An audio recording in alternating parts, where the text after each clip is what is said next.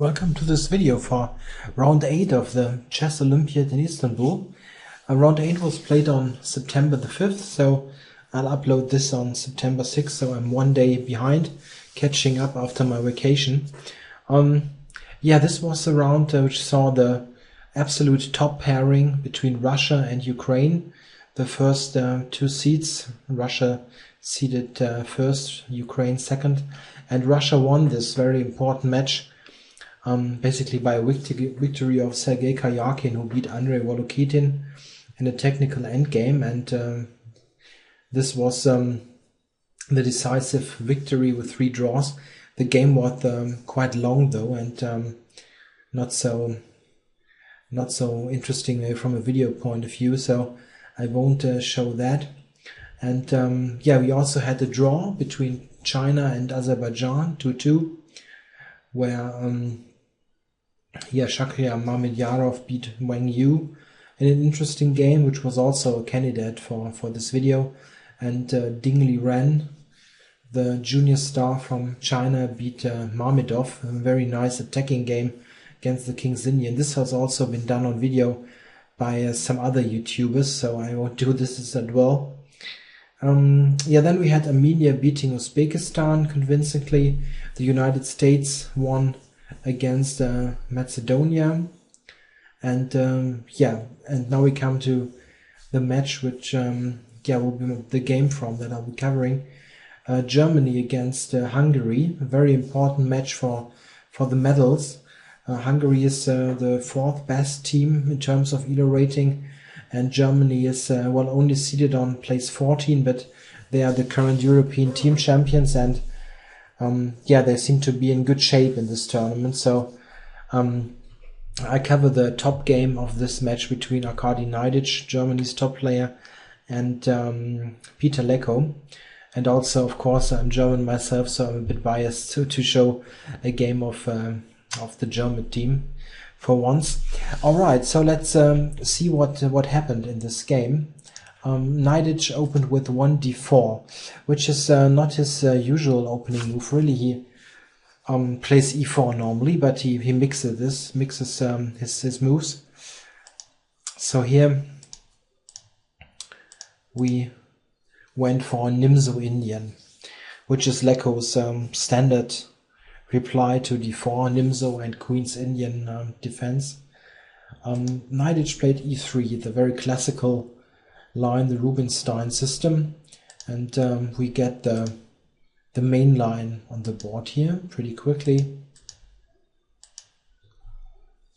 7 castles, and here Black has a number of opportunities. When the Nimzo really came to the forefront of chess in maybe the 1950s, the main move was knight c6, and it's still a main line to this day. Usually it continues along these lines, and now Black can take, or I can play Queen c7. This leads to a typical Nimzo Indian battle between White's slightly weakened pawns, but the bishop pair, and Black's very healthy structure. However, in recent years, and this is also a consequence of the huge successes that Anatoly Karpov had with this, the continuation c takes d4, e takes d4, takes on c4, bishop takes, and b6 has come into the limelight. This is very much the main line nowadays of the e3 Nimzo Indian, and this is also very appropriately called the Karpov variation. What is Black's idea? Black has clarified the situation in the center, and it's an isolated pawn. Of course, Karpov is well known for his great abilities in playing against isolated pawns and pawn weaknesses. So this is very, it's a very suitable variation for his style. Of course, it's also quite healthy for Black. He will get quickly the bishop on b7, so solving this bishop problem. And Black has no particular weaknesses and a good development. White, of course, enjoys the typical features of the isolated d-pawn. He's got all pieces open and active. The bishops are nice, and white sometimes even gets some initiative on the king side. So let's see how it continues. He played bishop g5. There are really a multitude of different options. I just want to show the game. And here Leko played knight c6, which is a bit uncommon in this position. The most popular way to play this is actually knight to d7.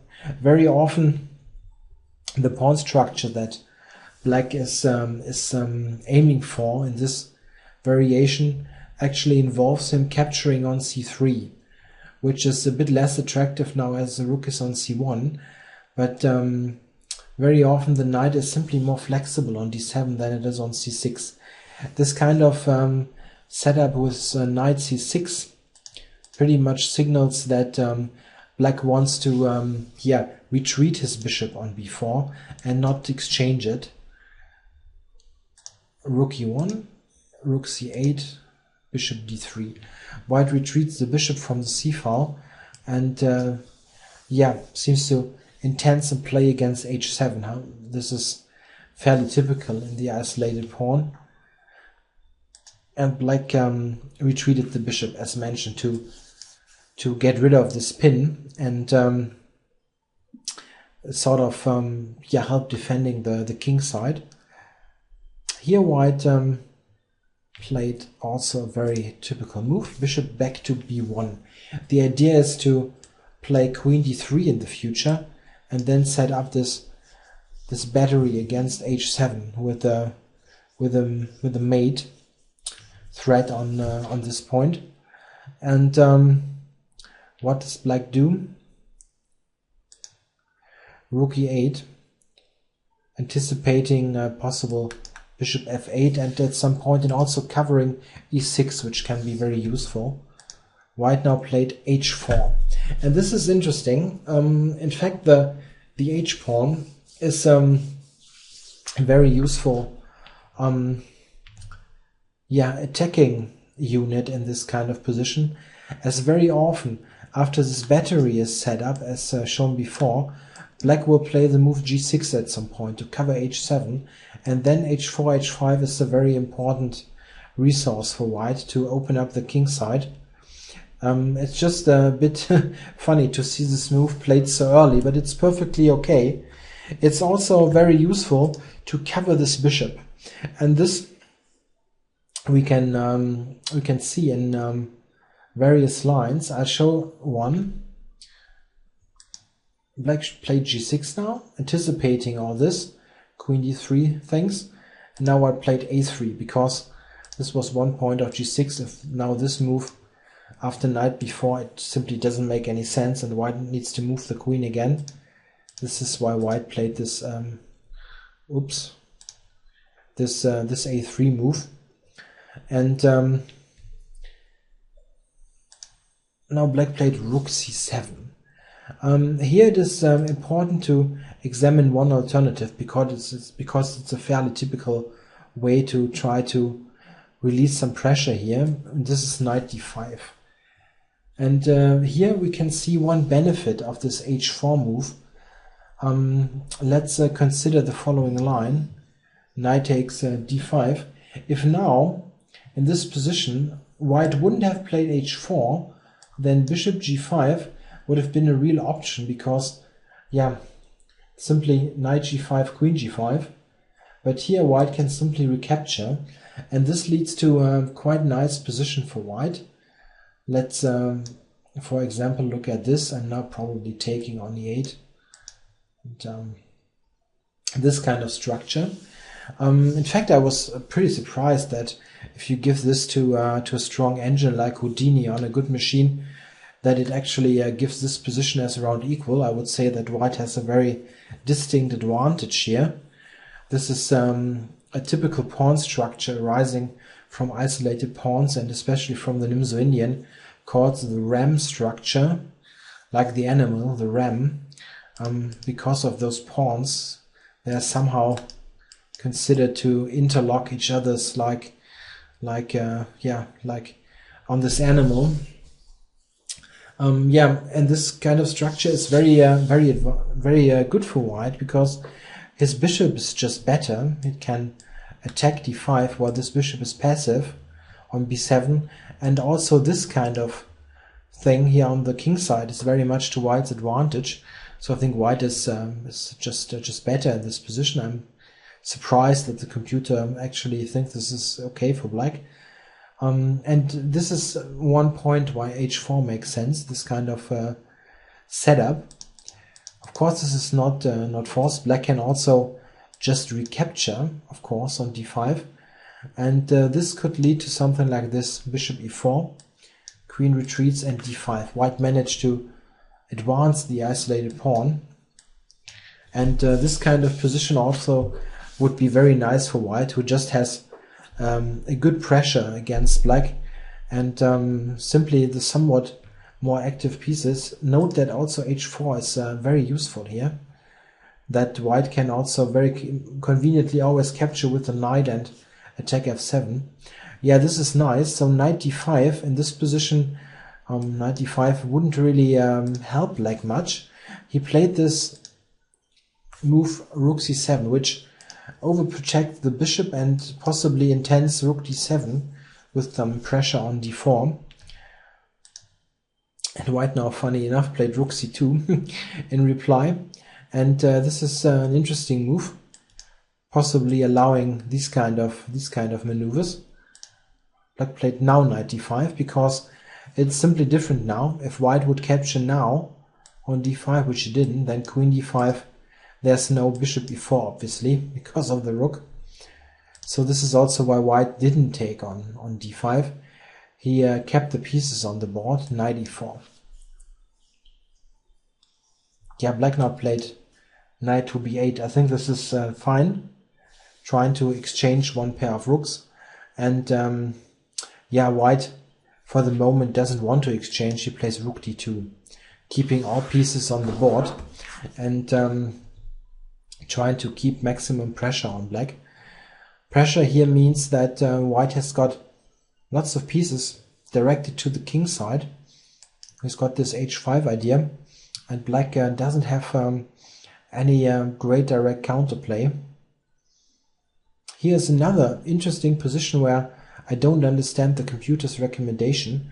Leko played king g7, which is perfectly okay, I would say, shoring up the king side. The computer here wants to play f5, which is, yeah, well, he wants to play this, and says this would be equal. I'm very surprised. I would say that white should have a nice position here, with pressure on e6 and a weak pawn, a weak spot on e5, and I cannot really believe this should be equal. I'm very surprised about Houdini's evaluation here. I mean, computer is obviously stronger than me, but well, it looks kind of weird to have all these weaknesses. And okay, Leko didn't play that. King g7 I think is also just better. In fact, I think he did a good job, for a very long time in the game, but at one point it got critical. Now h5, of course, increasing the pressure on the king side. And now black exchanged here one piece. White recaptured, and knight d7, getting the knight back. This was one idea also of knight b8 to get this knight into defense. Yeah, here white played a good move, I think, which I at first didn't really appreciate, but it's a good move.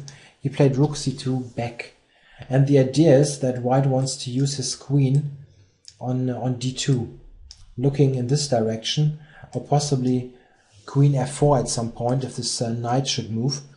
And the rook simply prevented this queen d2, and this is why he wants to exchange this rook to allow the queen to go to d2.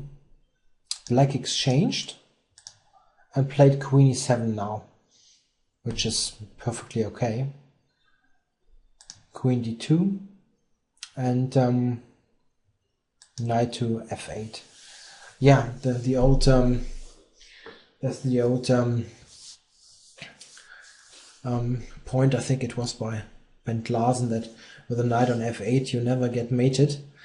Well, we see in the game it can happen, but okay, knight f8 should help to defend the king side. In general, it is very obvious that black doesn't have any real play against the isolated pawn. People are sometimes reluctant about getting an isolated pawn, but how should black ever win this pawn? White is so active on the king side that there's never any serious play against this pawn. Okay, knight f8. And now white played bishop to b3, looking to increase the pressure on this diagonal. White is in this game a little bit, yeah, he's probing around a bit, trying here and there and trying to provoke weakening moves by black. There were alternatives. White also could have captured on g6, for example, and this would have been also interesting. One why does this keep popping up? One interesting point would be that after h takes g6, white has the interesting move knight e5 with the idea of f6 and capturing on g6. This kind of line, and it's very much unclear who benefits from all this. I would think that black should be alright. So this was an alternative for white. He obviously doesn't need to do this sacrifice early. But okay, Naiditsch, I think, wanted to keep more stuff on the board and sort of trying to provoke some concession from black. Rook c8 and knight back to e4, probably intending h6. Knight d7. Okay, he wants to get the knight back to f6. And here he played knight f to g5. There have been alternatives. At this point, he also could have played knight e5, which was interesting. The idea being that after this move, white would have a very good position, with the idea of capturing d5 and then getting a knight to f6, after which black is really boxed in here with this king. This would have been very nice, but after knight e5 it's not mandatory to take. Black can also retreat this knight, attacking e4, and it's not clear that this really is so great in this kind of position. White doesn't have any direct mate or any direct win at his disposal. For example, knight g5 attacking f7 can be answered like this, and I think it's still nothing special. Black has some counterplay, so it isn't a very convincing continuation. Knight g5 is, I think, interesting. And here I think black had